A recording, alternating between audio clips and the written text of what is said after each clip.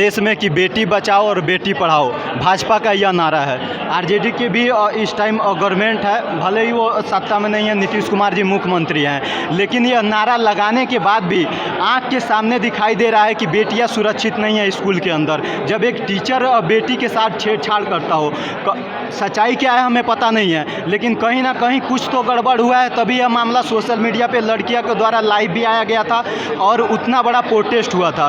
क्या राजद के तमाम जो कार्यकर्ता हैं, आप सभी लोग उस लड़कियों से मिलिएगा क्या? एक कड़वा सवाल है। अभी यहाँ के जो प्रखंड अध्यक्ष हैं गुलाब कादिर साहब, उनके हम लोग जवाबदेही दे रहे हैं कि जा कर के वहाँ मिले लड़की से और उनके परिवार से कि वो मास्टर जो शिक्षक है उसके साथ क्या हरकत किया है और इस मामला को हम लोग आगे तक ले जाएं, उसको न्याय दिलाएं। नमस्कार, प्रणाम। जो भी हमको देख रहे हैं, आप सभी को मैं बता दूं कि अभी हम लोग बेतिया जिला के नरकटियागंज प्रखंड में हैं। आप तस्वीर में देख सकते हैं चारों तरफ राजद के कार्यकर्ता दिखाई दे रहे होंगे आप सभी को, और राजद के लगभग राष्ट्रीय जनता दल प्रखंड नरकटियागंज के प्रधान महासचिव श्री अमर यादव जी, प्रभु यादव जी जो जिला प्रवक्ता हैं, तारकिशोर यादव जी जो प्रधान महासचिव हैं, और मुन्ना त्यागी जी जो सदस्य अल्पसंख्यक के आयोग के अध्यक्ष हैं। आइए हम सभी से बात करेंगे 2024 लोकसभा चुनाव को लेके और 2025 में चुनाव को लेके। बाकी मैं आप सभी को बता देना चाहता हूं कि आइए हम बात करते हैं कि ये जो बैठक हुई है इसका मुख्य उद्देश्य क्या है, और राजद में बहुत सारे लोगों को सदस्यता ग्रहण कराई गई है। तो आइए सबसे पहले हम बात करेंगे, यहाँ पे हमारे एक मुंशी जी हैं, उनसे हम बात करेंगे। सर, जो राजद की पार्टी है, बोला जाता है लालू जी के द्वारा और तेजस्वी यादव जी के द्वारा कि गरीबों को इंसाफ दिलाती है। अभी हम लोग नरकटियागंज में अचानक एक सोशल मीडिया पे पोस्ट वायरल हुआ और उसको देख के गर्ल्स स्कूल में एक लड़की के साथ एक टीचर का छेड़छाड़ या करने का मामला सामने आया है, जिसमें वो लड़की लोग विरोध कर रहा था, पूरा रोड पे प्रोटेस्ट हो रहा था, उनको प्रशासन के द्वारा हटा दिया गया है। और जो भी है, क्या राजद उन लड़कियों को इंसाफ दिलवाएगी और उन लड़कियों से मिलेगी क्या? अभी जो हम लोग भी सुने हैं, लेकिन हमारी जो पार्टी है इंसाफ करती है और इंसाफ के लिए लड़ते भी हैं। हरकत करना कहीं से भी ठीक नहीं है, बहुत गलत चीज़ है। मास्टर एक शिक्षक है, उसको तालीम देना है और उस लड़की के साथ इस तरह का अश्लील हरकत करे, यह कहीं से ठीक नहीं।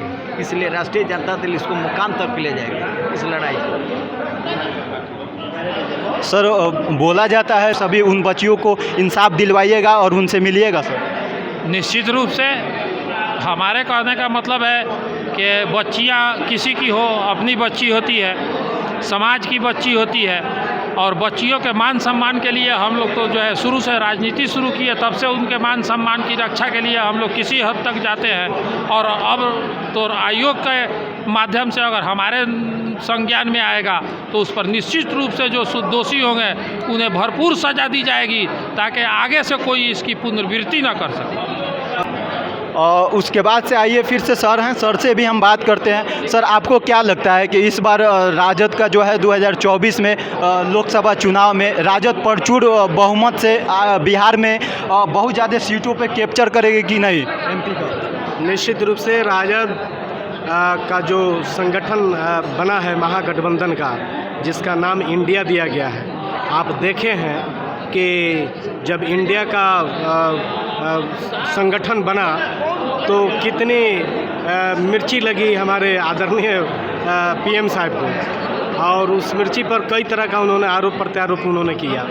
तो निश्चित रूप से बिहार में 40 लोकसभा का सीट है, निश्चित रूप से 100% हम लोग सफल होंगे, निश्चित रूप से। इसलिए कि युवा इस बात को समझ गया है, जान गया है, और उन्होंने जो वादा किया था 2014 में जब नरेंद्र मोदी की सरकार बनी और जो भी वादा उन्होंने किया और उस पे जब मीडिया मुखातिब हुआ और पूछा तो यही आपके अमित शाह जी ने कहा यह सब जुमला होता है। और जनता ने भी पाया है कि इतने दिनों में इनके स्तर से कुछ नहीं किया गया। आप देखे हैं कि नई शिक्षा व्यवस्था इन्होंने लागू किया है। नई शिक्षा व्यवस्था जो कहता है कि 3000 जिस विद्यालय में बच्चे कम होंगे उस विद्यालय को बंद कर दिया जाएगा। तो आप बताइए कि गरीब का बच्चा 20 किलोमीटर 30 किलोमीटर दूरी पे दूसरे विद्यालय में कैसे जाएगा, कैसे पहुंचेगा, कैसे अपना विद्या का अध्ययन करेगा।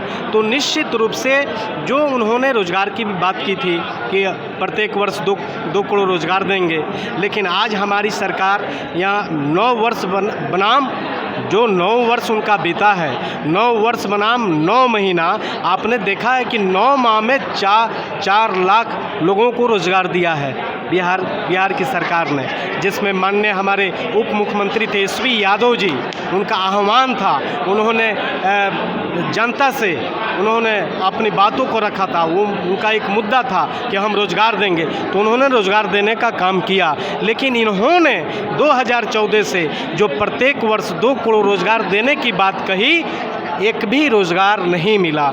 यह सभी जनता के सामने है। जनता भली बात ही जान गई है। उन्होंने उस समय कहा महंगाई को ख़त्म कर देंगे, भ्रष्टाचार समाप्त कर देंगे।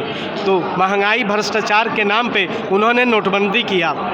नोटबंदी करने पे और नोटों का प्रचलन करने पे 35,000 करोड़ का खर्च हुआ और उसमें उन्होंने 2000 नोट का प्रचलन जनता के बीच में लाने का काम किया। और आज फिर वो 2000 का नोट उन्होंने तुरंत बंद करने का आह्वान कर दिया और बंद भी हो गया।